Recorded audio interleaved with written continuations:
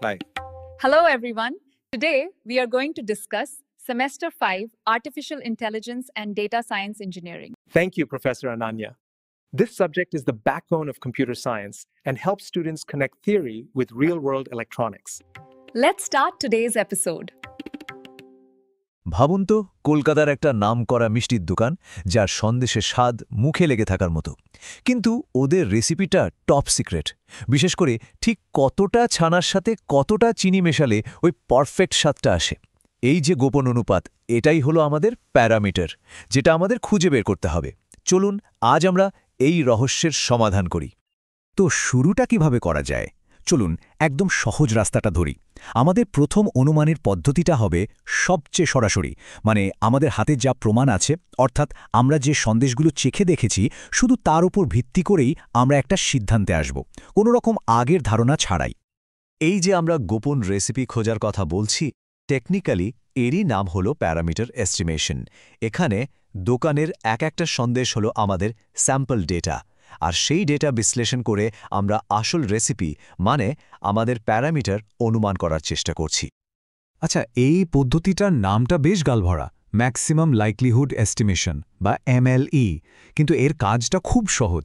এটা শুধু একটাই প্রশ্ন করে, ছানা চিনির ঠিক কোন অনুপাতটা সত্যি হলে আমরা যে সন্দেশগুলো চেখে দেখলাম সেই স্বাদগুলো পাওয়ার সম্ভাবনা সবচেয়ে বেশি হবে। মানে এটা শুধু ডেটার ওপর ভিত্তি করে সেরা ব্যাখ্যাটা খুঁজে বের করে। সোজা কথায় এর মূল আইডিয়াটা হলো হাতে যে ডেটা আছে শুধু সেটার দিকে তাকিয়ে প্রশ্ন করা, এই স্বাদের পেছনের সবচেয়ে সম্ভাব্য কারণ বা রেসিপিটা কি হতে পারে। এখানে অন্য কোনো কিছু ভাবার দরকার নেই, শুধু ডেটা ডেটা আর ডেটা। তাহলে মনে রাখার জন্য প্রশ্নটা হলো, কোন পদ্ধতিটা আমাদের হাতে থাকা ডেটার সম্ভাবনাকে সর্বোচ্চ করে আর তার ওপর ভিত্তি করে একটাই সেরা প্যারামিটার খুঁজে বের করে। কিন্তু ভাবুন তো, আমরা তো আর মিষ্টির ব্যাপারে কিছুই জানি না, তা তো নয়। যদি একেবারে শূন্য থেকে শুরু না করে আমাদের আগের কোনো জ্ঞান বা ধারণাকে কাজে লাগাই, চলুন দেখি আমাদের অনুমানকে আরও উন্নত করা যায় কি না। এখানে দুটো পদ্ধতির মধ্যে আসল ফারাকটা পরিষ্কার হয়ে যায়। MLE শুধু স্যাম্পেলের স্বাদের ওপর নির্ভর করে, কিন্তু বাইজিয়ান এস্টিমেশন একটা এক্সট্রা জিনিস ব্যবহার করে, আর সেটা হলো আমাদের পূর্ববর্তী বিশ্বাস বা প্রায়র বিলিফ। ধরা যাক আমাদের বাড়িতে ঠাকুমার হাতে সন্দেশের একটা পুরনো রেসিপি আছে। এটাই হলো আমাদের প্রায়র বা প্রাথমিক বিশ্বাস।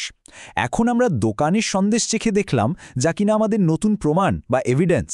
এই নতুন প্রমাণের ভিত্তিতে আমরা ঠাকুমার রেসিপিটাকে একটু আপডেট করে নিলাম, ব্যাস। এই পুরো পদ্ধতিটাই হলো বাইজিয়ান এস্টিমেশন। বেইজ থিওরেম মনে রাখার জন্য এই সহজ লাইনটা দারুণ কাজের। আমাদের নতুন বিশ্বাসটা তৈরি হয় পুরনো বিশ্বাস আর নতুন প্রমাণের গুণফল থেকে। কি সহজ, তাই না? তাহলে মনে রাখার জন্য প্রশ্নটা হলো, কোন অনুমান পদ্ধতিটা আমাদের আগের জ্ঞানের সাথে নতুন প্রমাণকে মিলিয়ে একটা আপডেটেড বিশ্বাস তৈরি করে? কিন্তু দাঁড়ান, গল্পে একটা টুইস্ট আছে। আমরা যা ভাবছিলাম ব্যাপারটা মোটেই অত সোজাসাপটা নয়, কারণ আমাদের হাতে যে ডেটা আছে সেটা একটা মাত্র উৎস থেকে আসেনি।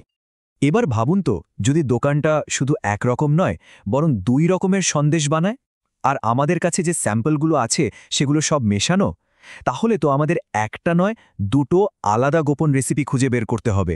এটা কিন্তু একটা সত্যিকারের চ্যালেঞ্জ। এইরকম জগাখিচুড়ি বা মিশ্র ডেটার জন্যই একটা স্পেশাল টুল আছে, যার নাম গাউসিয়ান মিক্সচার মডেল বা GMM। এই মডেলটা এমন ডেটা বিশ্লেষণ করার জন্যই তৈরি যা অনেকগুলো লুকানো গ্রুপের মিশ্রণ থেকে আসে।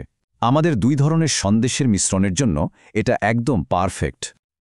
আচ্ছা, GMM তো বুঝলাম, কিন্তু এটা কাজ করে কিভাবে? এর প্যারামিটারগুলো আমরা বের করব কোন উপায়ে? এখানেই আসছে আমাদের হিরো, এক্সপেকটেশন ম্যাক্সিমাইজেশন বা EM অ্যালগরিদম।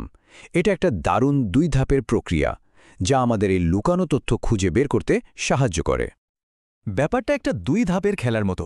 প্রথমে স্টেপে আমরা প্রত্যেকটা সন্দেশের জন্য অনুমান করি এটা কোন গ্রুপ থেকে আসার সম্ভাবনা বেশি, টাইপ 1 নাকি টাইপ 2। এরপর স্টেপে সেই অনুমানের ওপর ভিত্তি করে আমরা দুটো রেসিপিকেই একটু আপডেট করি, আর এই অনুমান আর আপডেট করার চক্রটা চলতেই থাকে যতক্ষণ আমরা একটা স্থির সমাধানে পৌঁছাই। তাহলে মনে রাখার জন্য প্রশ্নটা হলো, কোন দুই ধাপের অ্যালগরিদম আমাদের প্যারামিটার খুঁজে পেতে সাহায্য করে যখন আমাদের ডেটা অনেকগুলো লুকানো গ্রুপের মিশ্রণ হয়? বেশ, সন্দেশের গল্প তো অনেক হলো। এবার চলুন দেখি এই সামান্য সন্দেশের রেসিপি খোঁজার আইডিয়াটা বাস্তব জীবনে কি অসাধারণ কাজ করছে, আর এটা জানাটা কেন এত জরুরি। চলুন যা যা শিখলাম এক ঝলকে দেখে নিই। এমএলই ছিল শুধু ছেঁকে দেখে রেসিপি বলা। বায়েসিয়ান পদ্ধতিতে আমরা ঠাকুমার পুরানো রেসিপিকে একটা শুরু হিসাবে ধরেছিলাম। জিএমএম আমাদের চোখ খুলে দিল যে ডেটার মধ্যে আসলে দুরকমের সন্দেশ মেশানো আছে। আর ইএম হল সেই স্মার্ট অ্যালগরিদম যা দিয়ে আমরা দুটো রেসিপি উদ্ধার করলাম। আসলে এই যে আমরা অনুমানের খেলা নিয়ে কথা বলছি, এটাই কিন্তু এআই এর আসল ভিত্তি। এই প্যারামিটার এস্টিমেশন শুধু কোনো একাডেমিক তত্ত্ব নয়, এটাই আধুনিক আর্টিফিশিয়াল ইন্টেলিজেন্সের মূল চালিকা শক্তি। মেশিনগুলো ঠিক এভাবেই দেখতে, বুঝতে আর ভবিষ্যৎ বলতে শেখে। আর এর প্রভাব যে কতটা বিশাল সেটা তো আমরা রোজই দেখছি। লার্জ ল্যাঙ্গুয়েজ মডেলকে ট্রেনিং দেওয়া থেকে শুরু করে নেটফ্লিক্স বা স্পটিফাইদের রেকমেন্ডেশন ইঞ্জিন, এমনকি স্বচালিত গাড়ির চারপাশে দুনিয়াকে চেনার ক্ষমতা, সব কিছুর পেছনে কিন্তু রয়েছে এই বুদ্ধিমান অনুমানের কৌশল। তাহলে দেখা যাচ্ছে এই অনুমানের খেলা শুধু কোনো বইয়ের তত্ত্ব নয়, বরং ভবিষ্যতের প্রযুক্তি তৈরির মূল চাবিকাঠি। মেশিন কিভাবে শেখে তার গোড়ার কথাটা এখন আমাদের জানা। এই জ্ঞানটা দিয়ে আমরা বাস্তব দুনিয়ার কোন বড় সমস্যাগুলো সমাধান করতে পারি, যা আগে হয়তো অসম্ভব মনে হতো। ভাবনা শুরুটা হোক এখান থেকেই। এই ক্ষমতাকে কাজে লাগিয়ে পৃথিবীকে আরও উন্নত করে তোলার পথে এগোনো যায় কিভাবে।